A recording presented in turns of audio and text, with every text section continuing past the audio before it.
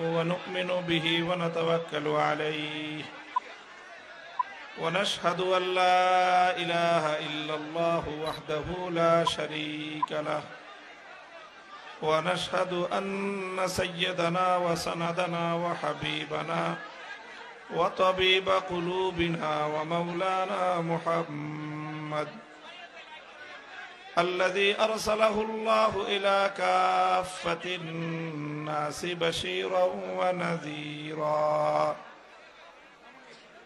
وداعيا إلى الله بإذنه وسراجا منيرا أما بعد فأعوذ بالله من الشيطان الرجيم بسم الله الرحمن الرحيم ألم تر إلى الذين يزعمون أنهم آمنوا بما أنزل إليك وما أنزل من قبلك يريدون أن يتحاكموا إلى الطاغوت وقد أمروا أن يكفروا به ويريد الشيطان أن يضلهم ضلالا بعيدا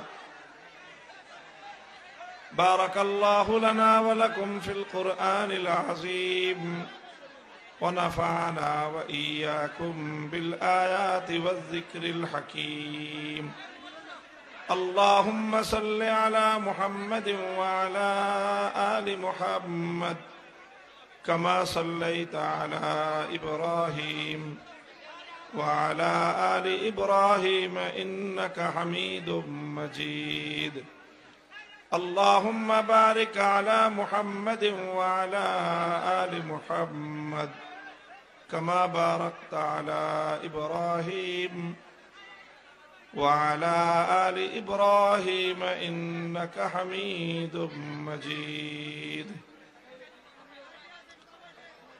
محترم حضرات علماء کرام সম্মানিত শ্রদ্ধাভাজন বয়োজ্যেষ্ঠ মুরব্বী সাহেবান সমবেত ইসলাম প্রিয় কোরআন প্রেমিক নবী প্রেমিক তাওহীদি মুসলমান ভাই ও বন্ধুগণ পর্দার অন্তরালে অবস্থানরত আমার সম্মানিত মা ও বোনেরা আল্লাহ পাক রব্বুল আলামিন আমাদেরকে দ্বীনের মাহফিলে কোরআনের মজলিসে উলামায়ে কেরামের মজলিসে উপস্থিত হওয়ার তৌফিক দিয়েছেন রব্বে করিমের বড়ই মেহেরবানি এই জন্য আল্লাহ রাব্বুল আলামিনের দরবারে কালিমাতুশ শুকরের হাদিয়া পেশ করি আলহামদুলিল্লাহ বন্ধুগণ আমি আপনাদের সম্মুখে উপস্থিত হয়েছি খুবই অল্প সময়ের জন্য আপনাদের কাছ থেকে দোয়া নেয়া সাক্ষাৎ করা এবং ছোট্ট একটা বার্তা আপনাদের কাছে পৌঁছে দেওয়া এটাই হলো আমার উদ্দেশ্য আমি কোরআনে পাকের সূরাতুন নিসার 60 নম্বর আয়াতটি তেলাওয়াত করেছি এই এক আয়াতের উপরেই আমি এই সময়টায় সারা দেশে যেখানেই যাওয়ার সুযোগ হচ্ছে আমি আমার জাতিকে আমার দেশবাসীকে মুসলমানদেরকে একটা বিষয়ে সতর্ক হওয়ার জন্য সজাগ হওয়ার জন্য আহ্বান জানাচ্ছি তো এই বিষয়টার অনেক গুরুত্ব অনুভব করছি বলেই একই বিষয়ে বারবার কথা বলছি যে বিষয় গুরুত্বপূর্ণ হয় সেটা যতই বলা হোক তার আবেদন কখনো শেষ হয় না সূরা ফাতিহা কোরআনে পাকের মধ্যে সবচেয়ে গুরুত্বপূর্ণ সূরা প্রতি রাকাত নামাজের মধ্যে এই একই সূরা পড়তে হয় কিয়ামত পর্যন্ত পড়তে থাকতে হবে সূরা ফাতিহার গুরুত্ব কমবে না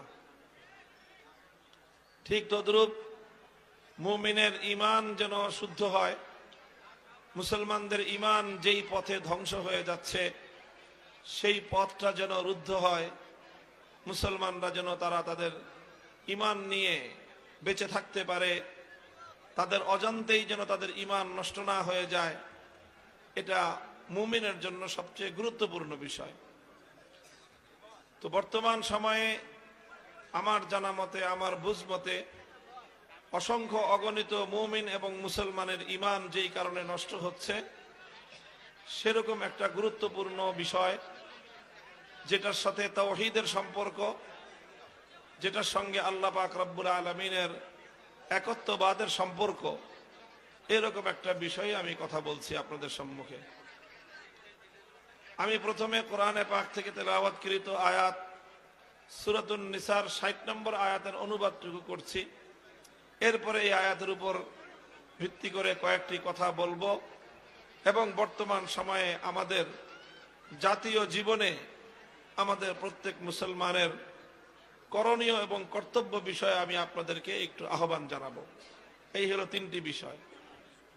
প্রথম কথা, কোরআনে পাকের আয়াতের অনুবাদ। আল্লাহ বলছেন, আলাম তারা ইলাল্লাযীনা ইয়াজউমুনা আন্নাহুম আমানু বিমা উনজিলা ইলাইকা ওয়া মা উনজিলা মিন ক্বাবলিকা ইউরিদুন।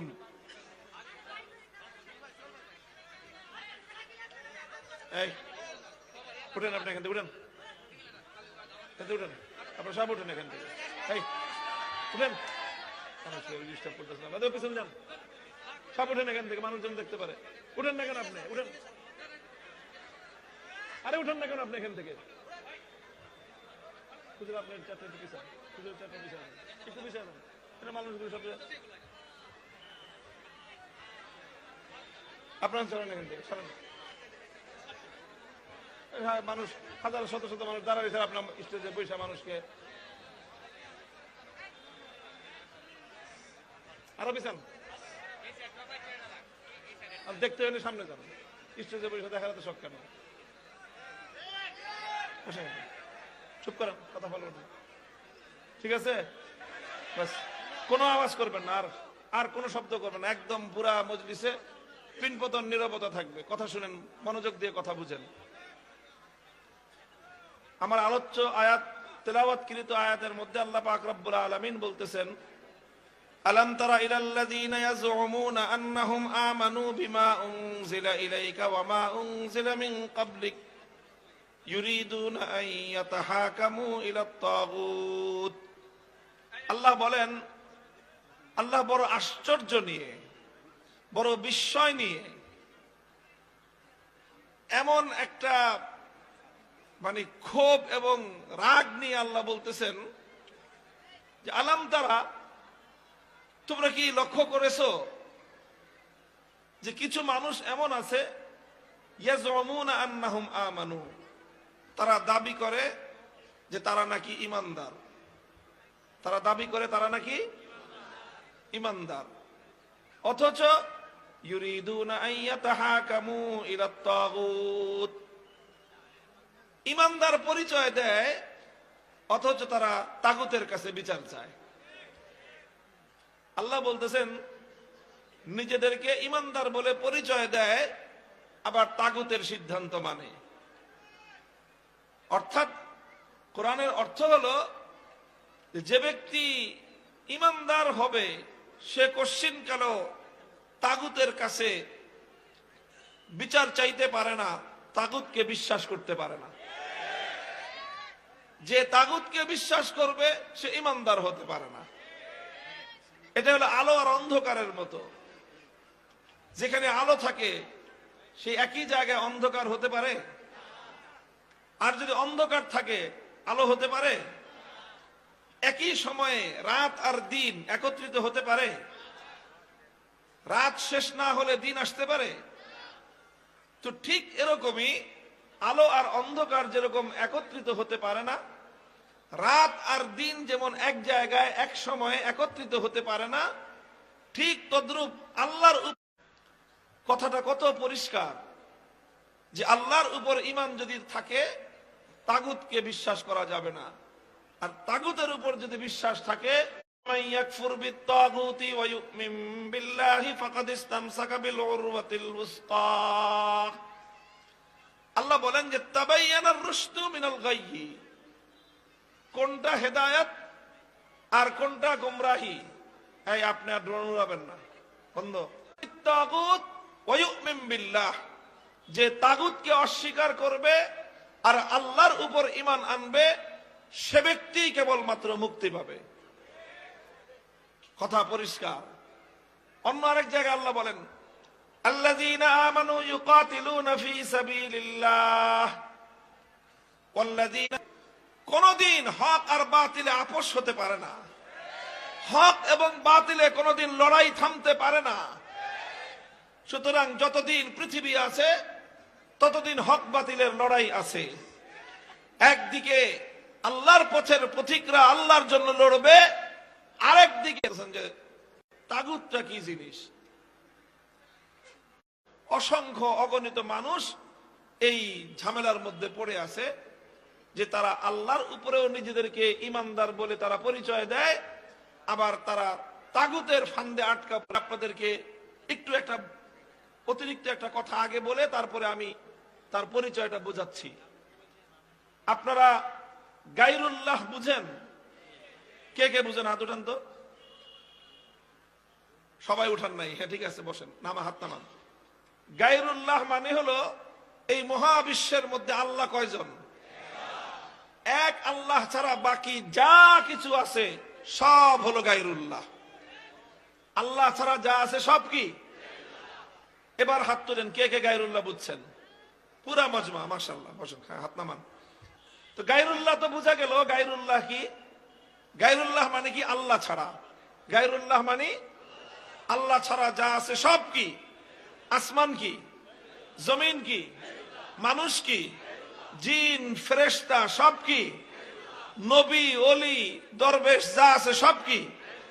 সব গায়রুল্লাহ একদিকে, আর আমার আল্লাহ শুধু একা। তো বুঝা গেল গায়রুল্লাহ। এবার বুঝেন তাগুত কি জিনিস। তাগুত হলো যে কোন গায়রুল্লাহকে যদি আল্লাহর জায়গায় বসানো হয়, কোন গায়রুল্লাহকে যদি আল্লাহর জায়গায় বসানো হয়, তাহলে সেই গায়রুল্লাহকে বলা হয় তাগুত। অর্থাৎ যেটা আল্লাহর জায়গা, যেটা আল্লাহর আসন, যেটা আল্লাহর জন্য নির্ধারিত, সেই আল্লাহর জন্য নির্ধারিত আসনে যদি কোনো গায়রুল্লাহকে বসানো হয়, তাহলে সেই গায়রুল্লাহকেই বলা হয় তাগুত। বুঝতে পেরেছেন? দৃষ্টান্ত দিয়ে বোঝাই। যেমন ধরেন এই মহাবিশ্বের মধ্যে ইবাদতের মালিক কয়জন? ইবাদতের উপযুক্ত কয়জন? কে? ইবাদতের উপযুক্ত একমাত্র লা ইলাহা উপযুক্ত ইবাদতের মালিক একমাত্র। তাহলে ইবাদতের এই আসনটা কার জন্য নির্ধারিত? এখন কেউ যদি আল্লাহকে বাদ দিয়ে অন্য কোন গায়রুল্লাহর ইবাদত করে, পূজা করে, তাহলে সেই গায়রুল্লাহকেই বলা হয় তাগুত। যেমন সে যুগে কিছু মানুষ আল্লাহকে বাদ দিয়ে লাত, মানাত, উজ্জা, হুবাল এই সকল দেব দেবতার পূজা করত, ইবাদত করত। তাহলে ইবাদতের মালিক একমাত্র কে ছিলেন? আল্লাহকে বাদ দিয়ে যখন লাতকে পূজা করা হলো, তখন লাত হলো তাগুত। আল্লাহকে বাদ দিয়ে যখন মানাত, উজ্জা অথবা হুবালের পূজা করা হলো, তখন এই লাত, মানাত, উজ্জা, হুবাল এই সমস্ত দেবতাগুলোকে বলা হয় তাগুত। বর্তমান যুগে লাত, মানাত, উজ্জা, হুবাল নাই।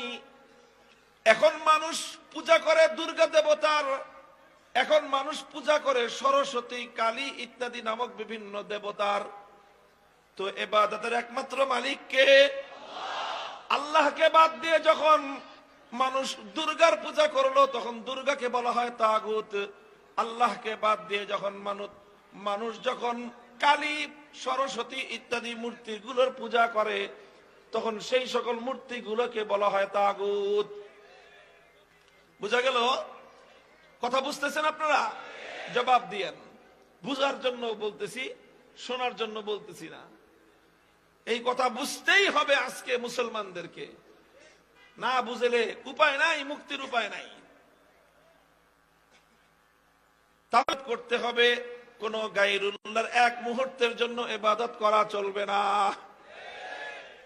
কেউ যদি গায়রুল্লাহর এক মুহূর্তের জন্য ইবাদত করে, এরপরে সে আল্লাহর যতই ইবাদত করুক না কেন, সে কোশ্চিনকালেও ইমানদার হবে না।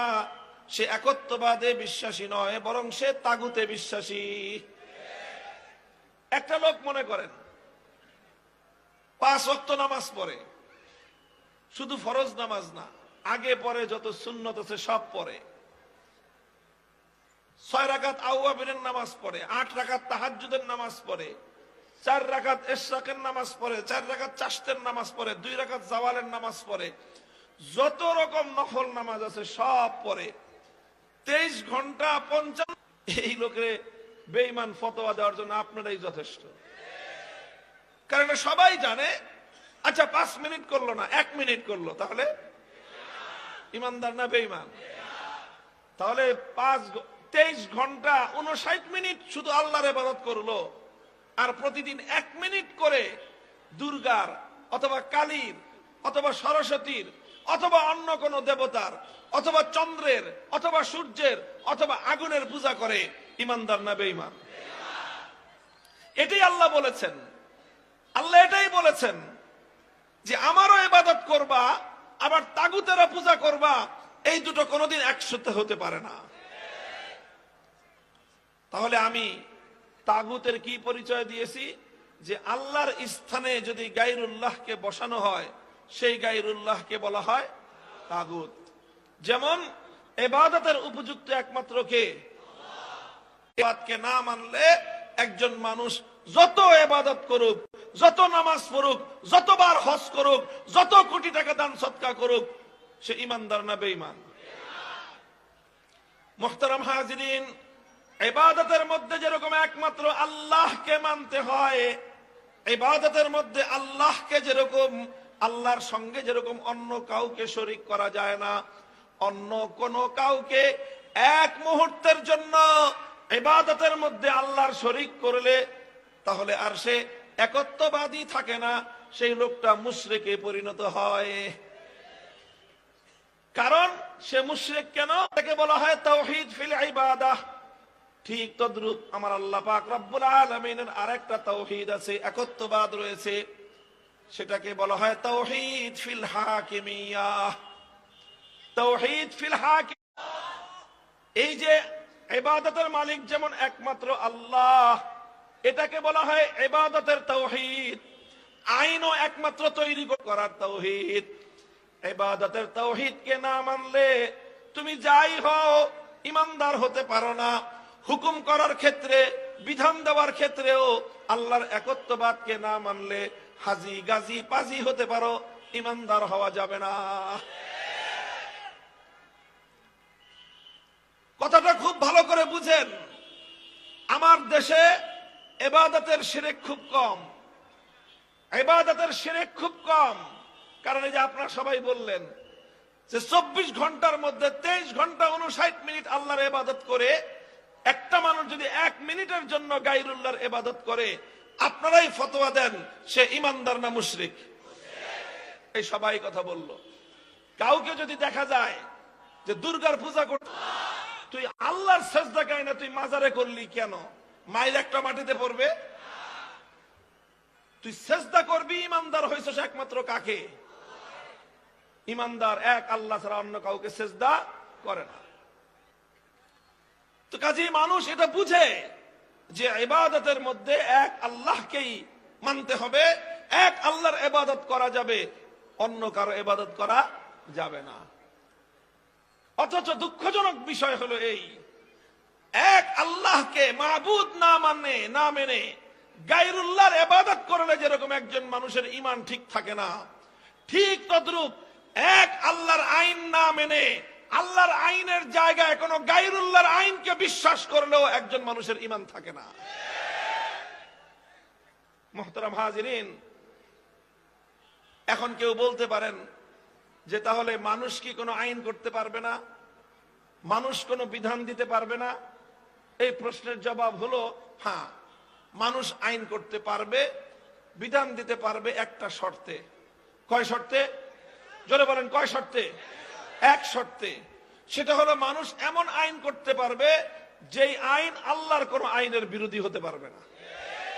মানুষ বিধান দিতে পারবে, তবে মানুষ আল্লাহর বিধানের বিরুদ্ধে কোনো বিধান দিতে পারবে না।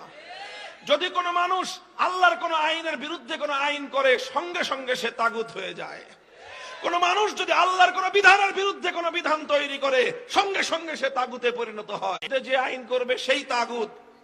আল্লাহর আইনের বিরুদ্ধে যদি কোনো রাজা বাদশাহ আইন করে, সেই রাজা বাদশাকে বলা হয় তাগুত। আল্লাহর আইনের বিরুদ্ধে যদি কোন রাষ্ট্রপতি আইন জারি করে সেই রাষ্ট্রপতিকে বলা হয় তাগুত। আল্লাহর আইনের বিরুদ্ধে যদি কোন প্রধানমন্ত্রী কোন আইন জারি করে সেই প্রধানমন্ত্রীকে বলা হয় তাগুত। আল্লাহর আইনের বিরুদ্ধে যদি কোন মন্ত্রী পরিষদ কোন আইন অনুমোদন দেয় সেই মন্ত্রী পরিষদকে বলা হয় তাগুত। আল্লাহর আইনের বিরুদ্ধে যদি কোন আদালত কোন বিচারপতি কোন বিচারালয় যদি কোন আইন দেয় তাহলে সেই বিচারপতি আর বিচারালয়কে বলা হয় তাগুত। আল্লাহর আইনের বিরুদ্ধে যদি কোন আইন পরিষদ কোন সংসদ যদি কোন আইন পাশ করে সেই গোটা সংসদকেই বলা হয় তাগুত। এখানে কথার মধ্যে কোনো অস্পষ্টতা নাই। সংসদ আইন পাশ করতে পারবে, কিন্তু আল্লাহর বিরুদ্ধে আইন পাশ করবার কোন অধিকার কোন মাখলুকের নাই। যেই মাখলুক আল্লাহর বিরুদ্ধে আইন পাশ করবে সেই মাখলুক হলো তাগুত। সেই তাগুতকে যারা বিশ্বাস করবে তারা সব মুশরিক এবং বেঈমান। মুহতারাম হাজিরিন, আইন করবেন চূড়ান্ত ভাবে একমাত্র কে? যারা এক আল্লাহর আইন মানবে তাদেরকে বলা হয় একত্ববাদী ঈমানদার।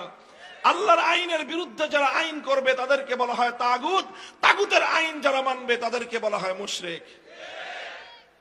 মুহতারাম হাজিরিন, এইবার যদি আপনারা তালাশ করেন আপনাদের সমাজে এই ঈমান এবং এই যে তাওহীদ এবং তাগুতের যে পরিচয় আমি দিলাম, এই পরিচয়ের ম্যাগনিফাইং গ্লাস দিয়ে এই পরিচয়ের যদি আপনি এই পরিচয়ের গ্লাস 50 বার হজ করার পরেও ঈমানদার না বেঈমান? তো হজ করলেই মানুষ ঈমানদার হয় না, তাহাজ্জুদের নামাজের সময় যায় নামাজ তালাশ করলেই মানুষ ঈমানদার হয় না। ঈমানদার হওয়ার জন্য সর্বপ্রথম আপনাকে আল্লাহর একত্ববাদে বিশ্বাসী হতে হয়। ঈমানদার হতে হলে সর্বপ্রথম তাওহীদকে বিশ্বাস করতে হয়, এবং তাওহীদ ফিল ইবাদাহকে যেরকম বিশ্বাস করতে হয় তাওহীদ ফিল হাকিমিয়াহকেও বিশ্বাস করতে হয়।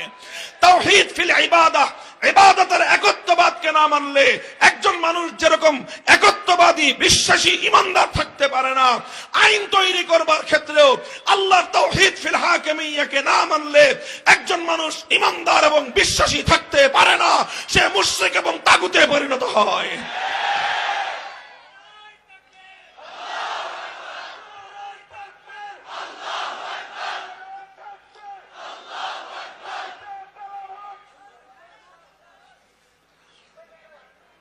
মুহতারাম হাজিরিন, এই যে একটা কথাকে ফ্যাসিবাদী স্বৈরাচারী শক্তিকে মানুষ ফ্যাসিবাদী বলার সাহস পাইছে? কেউ ফ্যাসিবাদী বলার সাহস পায় নাই, কেউ তাকে স্বৈরাচারী বলার সাহস পায় নাই। সবাই তার গুণগান গাইছে, মাহফিলে মাহফিলে তার গুণগান গাওয়া হয়েছে। পত্র পত্রিকাওয়ালারা, সাংবাদিকরা এই ফ্যাসিবাদী স্বৈরাচারীকে গুণগান গাইতে গাইতে তার ছবি দিয়ে সারা পৃষ্ঠা সমস্ত পত্রিকা ভরে রাখছে। প্রত্যেকটা ইলেকট্রনিক্স মিডিয়ার স্ক্রিনে সারাদিন এই ফ্যাসিবাদী স্বৈরাচারীর প্রচার আর তার গুণগান গাইছে। এখন সবাই তাকে ফ্যাসিবাদী বলে, সব টেলিভিশন তারে ফ্যাসিবাদী কয়, প্রত্যেকটা পত্রিকা তাকে ফ্যাসিবাদী লেখে, এখন প্রত্যেকটা মঞ্চে মঞ্চে তাকে ফ্যাসিবাদী বলা হয়। এতদিন বলস নাই কেন তাহলে? কারণ তার ভয়। কি কারণে বলে নাই? তার ভয়ে, তার প্রভাবের কারণে বলে নাই। ঠিক আজ আমি আপনাদের সামনে যে কথা বললাম, এই সমাজকে তাগুত গ্রাস করে নিয়েছে, এই জন্য এই সমাজ তাগুতের পরিচয় তুলে ধরে না। আমাদেরকে সাহস করতে হবে, হিম্মত করতে হবে, সমাজ থেকে তাগুতের শেকড় শুদ্ধ উপড়ে ফেলতে হবে।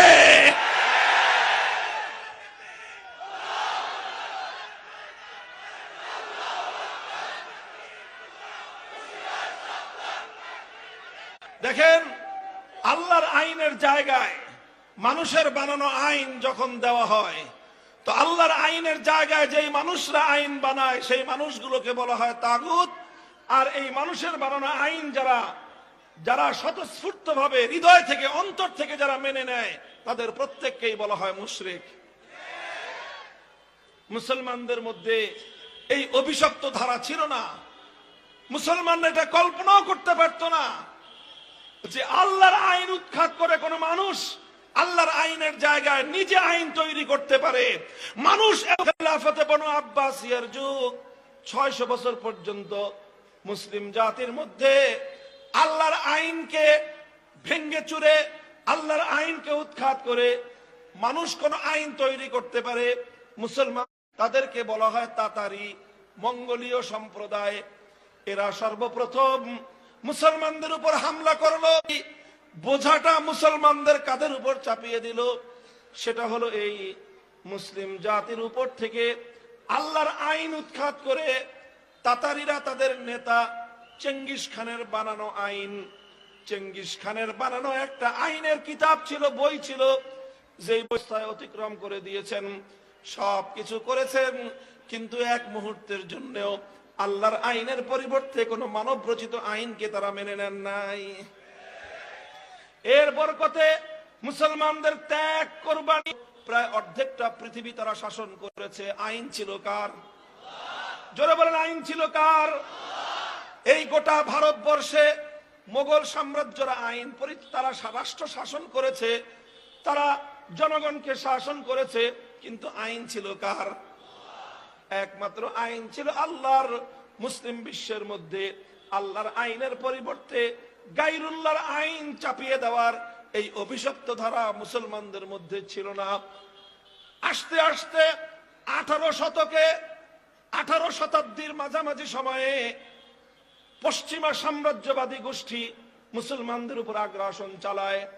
আমাদের ভারতবর্ষ দখল করে নেয় ব্রিটিশ সাম্রাজ্যবাদী শক্তি, ফ্রান্সের সাম্রাজ্যবাদী শক্তি মুসলমানদের আফ্রিকার বিশাল অঞ্চল দখল করে। ইতালি আফ্রিকা এবং মধ্য এশিয়ার বিশাল মুসলমানদের ইসলামী অঞ্চলকে তারা দখল করে নেয়। এভাবে মুসলিম বিশ্ব তারা প্রায় সবটাই সাম্রাজ্যবাদী, পশ্চিমা খ্রিস্টীয় এই সকল সাম্রাজ্যবাদের আগ্রাসনের শিকার হয়। এইটা তারা করে সবচেয়ে বড় ক্ষতি মুসলমানদের যেটা করেছিল, মুসলমানদের মানচিত্র কেড়ে নিয়েছে, এটা বড় নয়। মুসলমানদের স্বাধীনতা কেড়ে নিয়েছে, শুধু এটা নয়, বরং মুসলিম জাতির উপর সবচেয়ে বড় অভিশপ্ত যেই ধারাটা তারা চালু করে দিয়েছিল, সেটা হলো এই মুসলমানদের জাতির উপর থেকে আল্লাহর আইনকে উৎখাত করে ব্রিটিশ সাম্রাজ্যবাদ তার ব্রিটিশ প্রবর্তিত আইন মুসলমানদের উপর চাপিয়ে দেয়। এটা 1857 সাল। 1757 সালে ব্রিটিশরা এদেশ দখল করা শুরু করে। এইভাবে চলতে চলতে গোটা ভারতবর্ষ, যেটা একসময় মুসলমানদের অধীনে ছিল, সেই ভারতবর্ষ চলে যায় ব্রিটিশের অধীনে। আর যেখানে আল্লাহর আইন ছিল, আল্লাহর আইন উৎখাত হয়ে ব্রিটিশের আইন চালু হয়ে যায়। যখন ব্রিটিশ তার আইন এভাবে চালু করে দেয়, তখন 1803 সালে এই ভারত উপমহাদেশের একজন সিংহ শার্দুল, একজন বাঘের বাচ্চা, যুগের শ্রেষ্ঠ আলেম শাহ আব্দুল আজিজ মুহাদ্দিস দেহলভী রহমতুল্লাহ আলাইহি, তিনি একটা ফতোয়া জারি করেন। কি জারি করেন? একটা ফতোয়া জারি করেন। তার সেই ফতোয়াটা ছিল এই, যে এখানে মুসলমানরা যতই সংখ্যায় থাকুক, মুসলমানরা সংখ্যায় যত থাকুক, মুসলমানরা যতই নামাজ পড়তে পারুক, যতই হজ করতে পারুক, ব্রিটিশরা এই দেশ থেকে হজে যাওয়ার জন্য জাহাজের ব্যবস্থা করত, মুসলমানদেরকে জাহাজে হজে পাঠাতো, সব ছিল। মুসলমানরা নামাজ পড়তে পারতো, হজ করতে পারতো। শাহ আব্দুল আজিজ বললেন, মুসলমান আছে, নামাজ আছে, ইবাদত আছে, সব ঠিক আছে, শুধু একটা জিনিস নাই, জমিন কার? এখানে আল্লাহর আইন নাই, আল্লাহর আইনের জায়গায় ব্রিটিশের আইন আছে। সুতরাং তিনি বললেন যে দারুল ইসলাম, ইসলামের দেশ ওই দেশকে বলা হয় যে দেশে শুধু মুসলমান থাকে না, বরং যে দেশে আইন চলে কার? যেই দেশে আইন চলে আল্লাহর, সেই দেশটাকে বলা হয় দারুল ইসলাম। সেই দেশে মুসলমান কম থাকুক বা বেশি থাকুক, মুসলমান 10% থাকতে পারে, 20% থাকতে পারে, 40-50% থাকতে পারে, কিন্তু আইন যেখানে চলে আল্লাহর, সেই দেশটাকে বলা হয় ইসলামের দেশ। আর যে দেশে মুসলমান যতই থাকুক, মুসলমান 50%, 60%, 80%, 90% থাকতে পারে, কিন্তু সেখানে আইন যদি না হয় আল্লাহর, সেখানে আইন যদি আল্লাহর না হয়ে গায়রুল্লাহর আইন হয়, সে দেশকে ইসলামের দেশ বলা হয় না, সেই দেশটাকে বলা হয় দারুল হারব, অর্থাৎ সেটা শত্রু কবলিত দেশ। আর সেই শত্রুর কবল থেকে মানব রচিত আইনকে উৎখাত করে আবার আল্লাহর আইন বাস্তবায়ন করার জন্য সে দেশে জিহাদ করা প্রত্যেক মুসলমানের জন্য ফরজে আইন। এই ফতোয়া দিলেন শাহ আব্দুল আজিজ রহমতুল্লাহ আলাইহি 1803 সালে। মুসলমানরা জিহাদের প্রস্তুতি নিল, কেন? যে ব্রিটিশের আইন উৎখাত করে আবার আল্লাহর আইন ফিরিয়ে আনতে হবে, এজন্য মুসলমানরা প্রস্তুতি নিল। 1831 সালে বালাকোটের জিহাদ হলো, শহীদ হলেন সৈয়দ আহমদ রহমতুল্লাহ আলাইহি। 1857 সালে শামিলির জিহাদ হলো, শহীদ হলো হাফেজ জামিন শহীদ রহমতুল্লাহ আলাইহি। মুসলমানরা রক্তের সাগর প্রবাহিত করলো, ঘরে ঘরে ইয়তীম হলো আলেম ওলামাদের সন্তানেরা, ঘরে ঘরে বিধবা হলো আলেম ওলামাদের স্ত্রীরা, ঘরে ঘরে কোল খালি হলো মুসলমানদের মায়েদের। রক্তের সাগর প্রবাহিত করলেন, কিন্তু এক মুহূর্তের জন্য আল্লাহর আইনের পরিবর্তে কোন গায়রুল্লাহর আইনকে মুসলমানরা মেনে নেন নাই। 1866 সালে দারুল উলুম দেওবন্দ প্রতিষ্ঠা করা হয়। 80 বছর সংগ্রাম করা হয়। শাইখুল হিন্দ মাহমুদ হাসান দেওবন্দের নেতৃত্বে আন্দোলন চলে, সংগ্রাম চলে, লড়াই চলে, যুদ্ধ চলে। এভাবে সংগ্রাম করতে করতে 80 বছরের সংগ্রামের পর 1947 সালে ব্রিটিশরা এদেশ ছেড়ে পালিয়ে যেতে বাধ্য হয়। ব্রিটিশরা যখন এই দেশটা ছেড়ে চলে যায়, তখন এই দেশের মানুষ দুই জাতিতে বিভক্ত। এই দেশের গোটা ভারতবর্ষের কথা বলছি, শুধু বাংলাদেশ না, গোটা ভারত, এই আমাদের উপমহাদেশ ভারত, পাকিস্তান, বাংলাদেশ, এই গোটা অঞ্চল মিলায়ে এই অঞ্চলে এক জাতি ছিল হিন্দু আর এক জাতি ছিল মুসলিম। তখন প্রশ্ন আসলো, এই দেশটা কি আমরা হিন্দু আর মুসলিম মিলে একসাথে পরিচালনা করব, না আলাদা মুসলমানদের জন্য দেশ হবে? হিন্দুরা বলল যে একসাথেই থাকি, একসাথে থাকলে দেশটা বড় হবে। আর হিন্দুদের সংখ্যা মুসলমানদের তুলনায় বেশি ছিল, সেই হিসেবে তারা মনে মনে মন কলা খেয়েছে যে দেশ যদি একসাথে বড় থাকে, সংখ্যা আমরা বেশি বড় দেশের সাম্রাজ্য আমরা চালাবো। মুসলমানরা, অধিকাংশ মুসলমানরা চিন্তা করলো এবং তারা সিদ্ধান্ত নিল, আমাদের এত বড় দেশের দরকার নাই, আমাদের এত শক্তিশালী রাষ্ট্রের প্রয়োজন নাই, আমাদের এত বিশাল অর্থনৈতিকভাবে সমৃদ্ধ দেশের প্রয়োজন নাই। আমরা এমন একটা দেশ চাই, মানচিত্রের আকারে সেটা ছোট হতে পারে, দেশ হিসেবে সেটা ছোট হতে পারে, অর্থনৈতিকভাবে সেটা দরিদ্র এবং দুর্বল হতে পারে। আমরা 3 বেলার জায়গায় প্রয়োজনে 1 বেলা খাবো, খেতে না পারলে প্রয়োজনে আমরা পেটে পাথর বাঁধবো, আমরা ত্যাগ আর কোরবানি স্বীকার করব, সব কিছু মেনে নিব, কিন্তু আমরা এমন একটা ভূখণ্ড চাই, যেই ভূখণ্ডের আইন হবে আল্লাহর, সংবিধান হবে আল কোরআনের।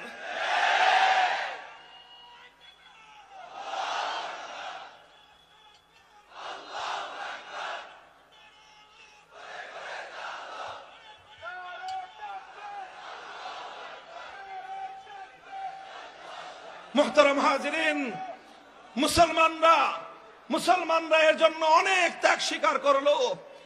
শুধুমাত্র একটা বিষয় তাদের চাহিদা ছিল, মুসলমানদের একটাই স্বপ্ন ছিল, মুসলমানদের হৃদয়ে একটাই আকাঙ্ক্ষা ছিল, অনেক খেতে হবে, অনেক পড়তে হবে, অনেক টাকার মালিক হতে হবে, অনেক ক্ষমতার মালিক হতে হবে। এত কিছু না, শুধু আমরা একটাই জিনিস চাই, একটা মানচিত্র চাই, একটা ভূখণ্ড চাই, একটা দেশ চাই, যে দেশে আর কিছু থাকুক বা না থাকুক, আইন থাকবে কার? এটার জন্য মুসলমানদেরকে অনেক ত্যাগ স্বীকার করতে হয়েছে। হাজার হাজার নয়, লক্ষ লক্ষ মুসলমানদেরকে নিজেদের বাপদাদার মাটি ভিটা ছাড়তে হয়েছে। লক্ষ লক্ষ মুসলমান বাপদাদার ভিটা ছেড়েছে, নিজের সারা জীবনের অর্জিত সম্পত্তি ছেড়ে রাস্তার ফকির ভিখারিতে পরিণত হয়েছে। অসংখ্য অগণিত মুসলমান রাস্তায় নিজেদেরকে শহীদ হতে দেখেছে। অসংখ্য অগণিত মুসলমান জীবন দিতে রাজি হয়েছে, শাহাদাত বরণ করতে রাজি হয়েছে, সন্তান হারাতে রাজি হয়েছে, সম্পদ হারাতে রাজি হয়েছে, দেশ হারাতে রাজি হয়েছে। কিন্তু মুসলমানরা একটা ভূখণ্ড চেয়েছিল, যেই ভূখণ্ডে আইন হবে আল্লাহর, সংবিধান হবে আল কোরআন। সবচেয়ে বড় গৌরবের কথা, সবচেয়ে বড় গৌরবের কথা আমাদের জন্য, এবং সবচেয়ে বড় হৃদয় বিদারক কথা, মর্মান্তিক কথা আমাদের জন্য, সেটা হলো এই আল কোরআনের সমাজ গড়বার জন্য। আল্লাহর আইনের একটা রাষ্ট্র এবং দেশ গঠন করার জন্য ভারত উপমহাদেশের অনেক মুসলমানরাই ত্যাগ স্বীকার করেছে। সেই পাঞ্জাবের মুসলমানরা রক্ত দিয়েছে, সেই সীমান্ত প্রদেশের মুসলমানরা রক্ত দিয়েছে, সেই বেলুচিস্তানের মুসলমানরা ত্যাগ স্বীকার করেছে। লাহোর থেকে করাচি পর্যন্ত অনেক মুসলমান অনেক ত্যাগ আর কোরবানি স্বীকার করেছে। তবে ইতিহাস সাক্ষী, গোটা ভারতবর্ষে সবচেয়ে বেশি ত্যাগ আর কোরবানি যে জাতি স্বীকার করেছে, সবচেয়ে বেশি ত্যাগ এবং কোরবানির নজরানা যে জাতি পেশ করেছে, সে জাতির নাম হলো বাংলাদেশের মুসলিম জাতি।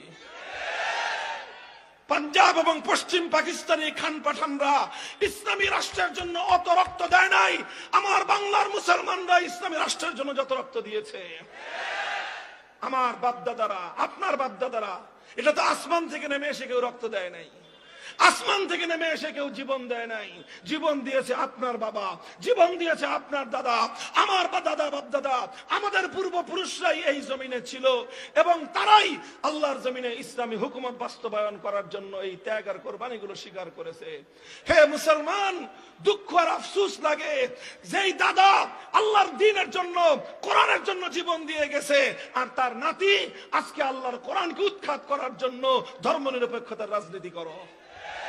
লজ্জা থাকা দরকার তোমার, লজ্জা থাকা দরকার তোমাদের। তোমার বাবা রক্ত দিয়েছিল আল্লাহর কোরআনের জন্য, আর তুমি রাজনীতি করো আব্রাহাম লিঙ্কনের আদর্শের। তোমার পূর্বপুরুষরা রক্ত দিয়েছিল নবী মুহাম্মদ আরবির আদর্শের জন্য, আর তুমি রাজনীতি করো কার্ল মার্কস, মাও সেতুং আর লেনিনের জন্য। কচু গাছে দলায় গলায় দড়ি দে। মুসলমানদের জন্য এর চেয়ে দুঃখজনক, এর চেয়ে অপমান এবং লাঞ্ছনার কিছুই হতে পারে না। আমাদের পূর্বপুরুষরাই রক্ত দিয়েছিল। আমাদের বাড়ির পাশে ছিল কলকাতা, এই কলকাতাকে আমরা লাথি মেরেছি, দিল্লিকে আমরা 14 তালাক দিয়েছি। আমার বাংলাদেশের চতুর্পার্শ্বে ভারত, এই ভারতকে আমরা ত্যাগ করেছি, ওদের সঙ্গে সম্পর্ক ছিন্ন করে 2000 মাইলের দূরত্বে, 2000 মাইলের দূরত্বে সেই পশ্চিম পাকিস্তানি খান পাঠানদের সঙ্গে আমরা হাতে হাত মিলিয়েছিলাম। কারণ ওই খান পাঠানদের সঙ্গে আমাদের আলাদা আলগা কোনো পীড়িত ছিল না, কোনো খাতিরও ছিল না। শুধু একটা জিনিস, একটা আকাঙ্ক্ষা, একটা তামান্না, একটা চেতনা আমাদের পূর্বপুরুষদের বুকে ছিল, সেটা হলো মুসলমানদের জন্য একটা আলাদা রাষ্ট্র হবে, আর যেই রাষ্ট্রের আইন হবে আল্লাহর, যে রাষ্ট্রে আল কোরআন হবে সংবিধান। এরপরে 1947 সালে সেই দেশ হলো, সেই দেশটার নাম রাখলো সবাই পাকিস্তান। কিন্তু সেই পাকিস্তানের ক্ষমতা যাদের হাতে গেল, পশ্চিম পাকিস্তানি খান পাঠানরা, তারা এবার টালবাহানা শুরু করলো। তারা মুসলমানদেরকে, মুসলমানদের আবেগ, ইমানি আবেগকে নিয়ে তারা মুসলমানদের জন্য আলাদা ভূমি, স্বাধীন ভূমি গঠন করলো। সেই স্বাধীন ভূমিতে কথা ছিল আইন হবে কার, সেই স্বাধীন ভূমিতে কথা ছিল আল কোরআন হবে সংবিধান। কিন্তু পশ্চিম পাকিস্তানে খান পাঠান স্বৈর শাসকরা, তারা তো কোরআনের আইন জারি করে না, আল্লাহর আইন তারা বাস্তবায়ন করে না। আমাদের আলেম ওলামারা বলল, কি ব্যাপার রাজনৈতিক লিডার সাহেবরা, কথা ছিল তো আল্লাহর আইন দিয়ে দেশ চলবে, এখনো আপনারা ব্রিটিশের বানানো আইন দিয়ে দেশ চালাচ্ছেন কেন? তখন তারা জবাব দিল যে হুজুর, ইসলামের আইন তো একটু কঠিন, আর রাষ্ট্রটা এখনো শিশু, এই শিশু রাষ্ট্র কঠিন আইন দিয়ে চালানো সম্ভব না। কঠিন আইন দিয়ে চালাইতে গেলে এখন আমাদেরকে পশ্চিমা বিশ্ব তারা সাহায্য সহযোগিতা করবে না, এই শিশু রাষ্ট্র আমরা বাঁচায় রাখতে পারবো না। হুজুররা বললেন ঠিক আছে, তাহলে তাড়াতাড়ি করেন, তাড়াতাড়ি করেন। 5 বছর পরে জিজ্ঞাসা করলো, আপনার এই শিশু রাষ্ট্র বড় হয়েছে? শাসকরা কয় যে না, এখনো বড় হয়নি, এটা শিশু আছে, আরো কিছুদিন লাগবে। 10 বছর পরে জিজ্ঞাসা করা হলো, এটা বড় হয়েছে? কয় না, আরো কিছুদিন লাগবে। 15 বছর পরে জিজ্ঞাসা করলো, শিশু বড় হয়েছে? কয় না, এখনো বড় হয় নাই, আরো কিছুদিন লাগবে। 20 বছর পরে জিজ্ঞাসা করা হলো, তোর বুইরা খাটার শিশু এটা কবে বড় হবে? তোর এই পাকিস্তান নামক বুইরা খাটার শিশু কবে বড় হবে? আমার আব্বাজান শাইখুল হাদিস আল্লামা আজিজুল হক রহমাতুল্লাহি আলাইহি বড় দুঃখ নিয়ে একটা কৌতুক বলতেন যে 24 বছরেও যেই পোলা বড় হয় না, শিশুই থাকে। 24 বছরে যেই ছেলে সাবালক হয় না, ওই পোলা 90 বছরেও বালেগ হবে না। আরে ভাই 24 বছরের একটা ছেলে শিশু থাকে না? 24 বছরে আবু সাইদ জন্ম হয়? আরে 24 বছরের যুবক তো বুলেটের আঘাতের সামনে, স্বৈরাচারী জালিমের বুলেটের সামনে বুক টান করে দিয়ে জাতির জন্য অকাতরে জীবন দেয়।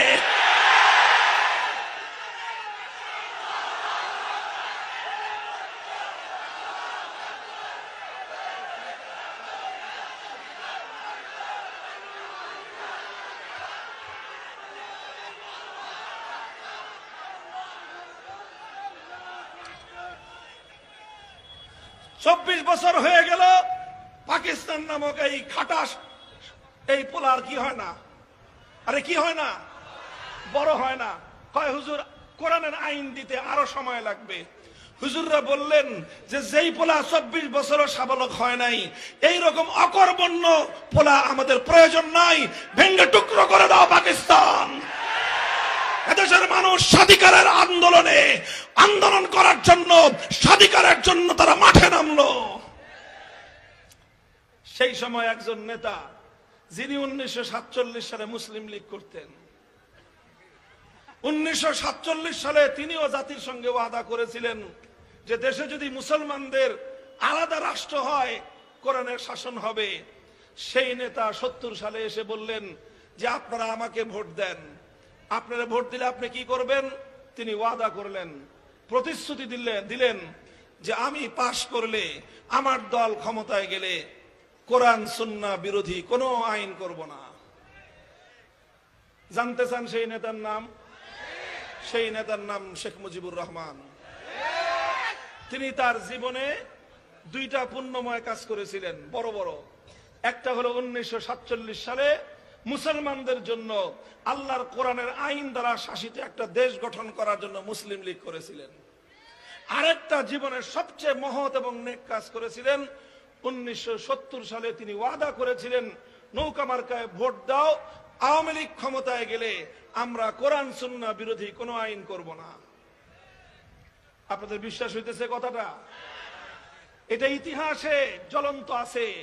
বাংলাদেশের স্বাধীনতার দলিল পড়েন, 1970 সালে আওয়ামী লীগের যে নির্বাচনী ইশতেহার ছিল, সেখানে স্পষ্ট ভাষায় অঙ্গীকার করা হয়েছে কোরআন সুন্নাহ বিরোধী আইন করা হবে না। মানুষ সিল মারলো, জনমের মারা বাক্স ভরে উপচায় পড়লো সিল। নিরঙ্কুশ সংখ্যাগরিষ্ঠতা তিনি পেলেন, কিন্তু পশ্চিম পাকিস্তানিরা ক্ষমতা হস্তান্তর না করে 25শে মার্চ বাংলাদেশের মানুষের উপর ভয়াল কালো রাতে নির্বিচারে হত্যাযজ্ঞ চালালো। 26শে মার্চ কালুরঘাট থেকে স্বাধীনতার ঘোষণা দেওয়া হলো। 9 মাস মুক্তিযুদ্ধ চলল। 16ই ডিসেম্বর 71 সাল বাংলাদেশ স্বাধীন হলো। আর এই গোটা সময়টা শেখ মুজিবুর রহমান সাহেব পাকিস্তানে বন্দী ছিলেন। এরপরে তিনি সেখান থেকে মুক্তি পেয়ে তিনি গেলেন লন্ডনে। এরপরে ওনার সঙ্গে ভারতের প্রধানমন্ত্রী তৎকালীন শ্রীমতী ইন্দিরা গান্ধীর যোগাযোগ হলো। ইন্দিরা গান্ধী শেখ মুজিবুর রহমান সাহেবকে বলে দিলেন বাংলাদেশে যাও, যে সে দেশে কেমনে দেশ চালাইবা জানো? কেমনে? আমি যেমনে বলে দিব। শুধু তাই, এটা ইতিহাসের কথা, আমার মুখের কথা নয়। তিনি একটা চিরকুট একটা কাগজের মধ্যে 4টা মূলনীতি লিখে দিলেন, যেই 4টা মূলনীতি ভারতের সংবিধানের মূলনীতি।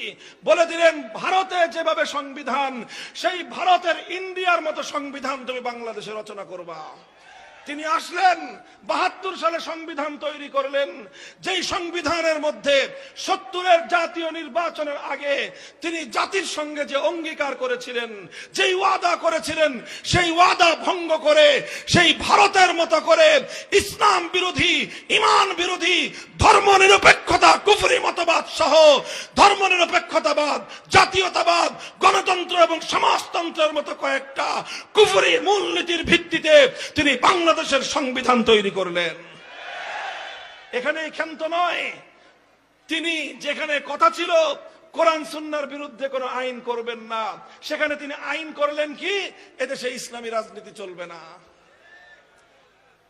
তিনি আইন করলেন আইন করে সমস্ত ইসলামী দলগুলোকে, যারা আল্লাহর জমিনে আল্লাহর দ্বীন বাস্তবায়ন করতে চায়, যারা আল্লাহর জমিনে আল্লাহর কোরআনের শাসন বাস্তবায়ন করতে চায়, সে রাজনীতিকে তিনি নিষিদ্ধ করলেন। আর এর মাধ্যমে ৭০ সালে যে নেক কাজটা করেছিলেন, ভালো কাজটা হয়েছে। ৭২ সালে ভারতের দালালি এবং গোলামীর সংবিধান বাংলাদেশের মানুষের উপর চাপিয়ে দিয়ে ৭১-এর মুক্তিযুদ্ধের চেতনাকে গলা টিপে হত্যা করা হয়েছে। ৭১-এর মুক্তিযুদ্ধ ছিল মানুষের অধিকার আদায়ের সংগ্রাম। ৭১-এর মুক্তিযুদ্ধ ছিল জালিমের বিরুদ্ধে মজলুমের লড়াই। ৭১-এর মুক্তিযুদ্ধ ছিল খান পাঠানদের বৈষম্যের বিরুদ্ধে লড়াই এবং সংগ্রাম। আর ৭২-এর যে সংবিধান করা হলো, ধর্মনিরপেক্ষতা, মুক্তিযুদ্ধের ৭১ সালে কেউ একবার উচ্চারণ করে নাই।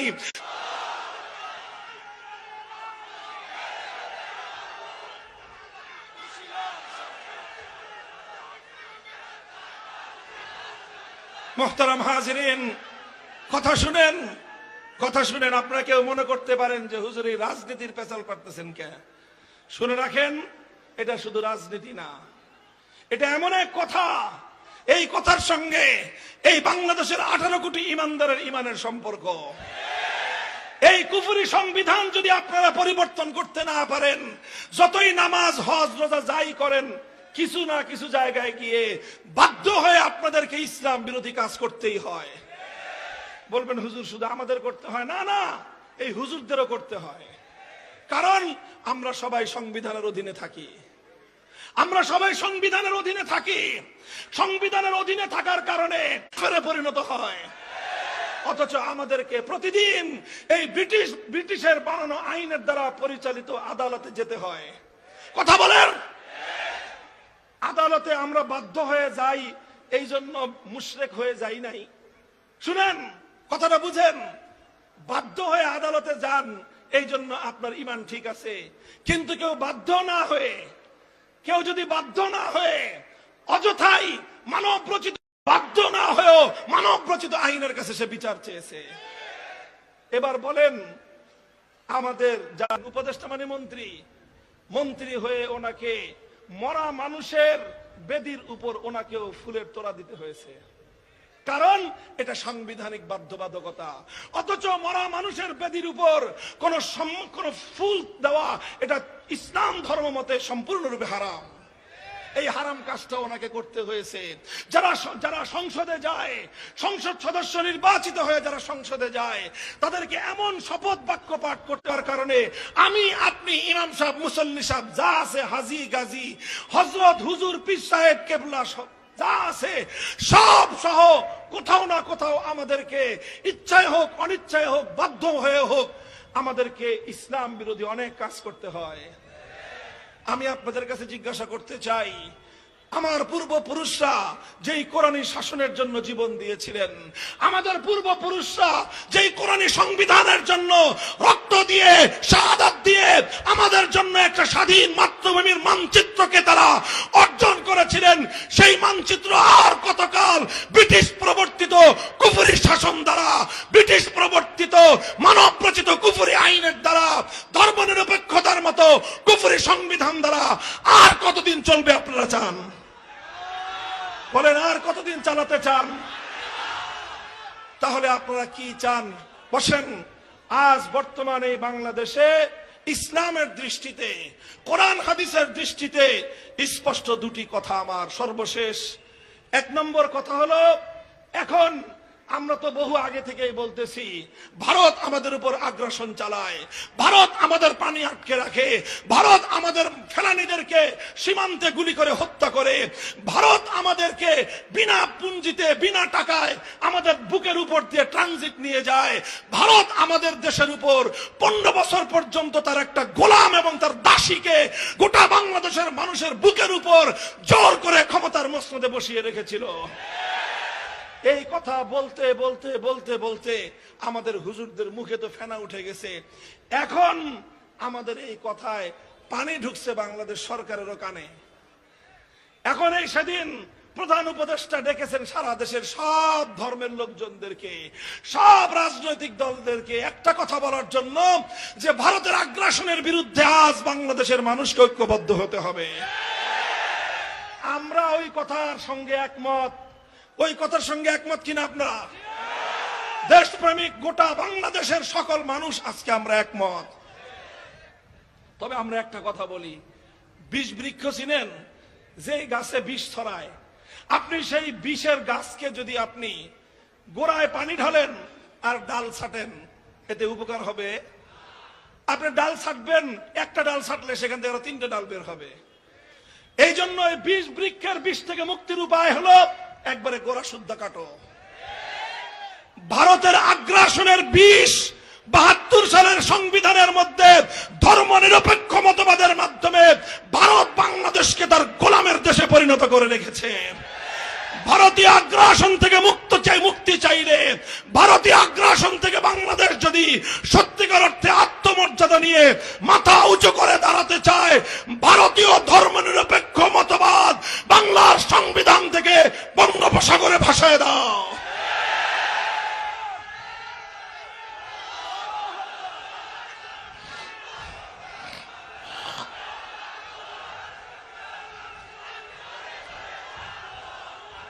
আপনারা কথা বুঝেছেন আমার? আরেকটা কথা, শেষ কথা। এই বাংলাদেশে এখন একটা আওয়াজ চারিদিকে, সংবিধান সংস্কার। কি আওয়াজ? এই যে আমরা আল্লাহর আইনের কথা যে বললাম, এই সব আইন হয় সংবিধান দিয়ে। আমরা চাই আজ বাংলাদেশ, যে বাংলাদেশে 5ই আগস্টের বিপ্লব হয়েছে, যেই বাংলাদেশে আবু সাঈদরা অকাতরে জীবন দিয়েছে, যে বাংলাদেশের জন্য মীর মুগ্ধরা রক্ত দিয়েছে, যেই বাংলাদেশের বিপ্লবের 1 ঘন্টায় টেকনাফ থেকে তেতুলিয়া গোটা বাংলাদেশের সমস্ত মুসলিম স্থাপনা থেকে সমস্ত মূর্তি ভেঙে গুড়িয়ে দেওয়া হয়েছে, সেই বাংলাদেশের 5ই আগস্টের বিপ্লবের পর আমরা একটা জিনিস চাই, যেটা চেয়েছিল আমাদের বাপদাদারা, যেটার জন্য আমার পূর্বপুরুষরা বালাকোটের রণাঙ্গনে জীবন দিয়েছিল, যেটার জন্য 1857 সালে শামলীর রণাঙ্গনে আমাদের পূর্বপুরুষরা জীবন দিয়েছিল, যেটার জন্য 1947 সালে অসংখ্য মা বোন, অসংখ্য পিতা মাতা তারা তাদের সম্ভ্রম হারিয়েছে, তাদের সম্পদ হারিয়েছে, কলিজার টুকরা সন্তান হারিয়েছে, অনেক কিছু হারিয়ে মুসলমানদের জন্য আলাদা ভূখণ্ড পেয়েছিলাম। আমরা চাই সেই মুসলিম ভূখণ্ডে, সেই মুসলমানদের দেশে এমন একটা আইন অন্তত সংবিধানে সংযুক্ত হোক, যেই আইনের কারণে আর আমাদের মুসলমানদেরকে ইচ্ছা অনিচ্ছায় ইসলাম বিরোধী কুফরি কোনো কাজের সঙ্গে সম্পৃক্ত হতে হয় না। কথা বলেন, প্রয়োজন আছে না নাই? এই জন্য একটা আইন, শুধু ছোট্ট একটা কথা বলবো, ভাষা যেটাই হোক, আমাদের স্পষ্ট দাবি হলো সংবিধানে এমন একটা ধারা সংযুক্ত করতে হবে, সেই ধারাটা হলো এই দেশে আর কোন কোরআন সুন্নাহ বিরোধী আইন, আল্লাহর শরিয়া বিরোধী কোন আইন, কোন নীতি, কোন নীতিমালা, কোন বিধান কার্যকর হবে না, থাকলে বাতিল বলে গণ্য হবে। একমত আপনারা? এদিকে তাকান, একমত আছেন? কাজী আমরা বর্তমান কর্ণধারদেরকে বলতে চাই, এদেশের মানুষের 100 বছরের হৃদয়ের আকাঙ্ক্ষা পূরণ করুন। কথা বলেন ঠিক না বেঠিক? যদি সহজে এই আকাঙ্ক্ষা আমাদের পূর্ণ না হয়, কি করবেন আপনারা বলেন? এদিকে তাকান। যদি আমাদের 100 বছরের এই হৃদয়ের আকাঙ্ক্ষা যদি পূর্ণ না হয়, তাহলে কোরআন বিরোধী আইন বাতিলের জন্য, ইসলাম বিরোধী আইন এবং বিধানগুলোকে বাতিল আর অকার্যকর করার জন্য যদি জীবন দিতে হয়, যদি রক্ত দিতে হয়, যদি শহীদ হতে হয়, 2000 নয়, 2 লক্ষ নয়, 2 কোটি যুবকের রক্ত দিয়ে যদি আল কোরআনকে বিজয়ী করতে হয়, শহীদ ঈদগাহে চারা যাব।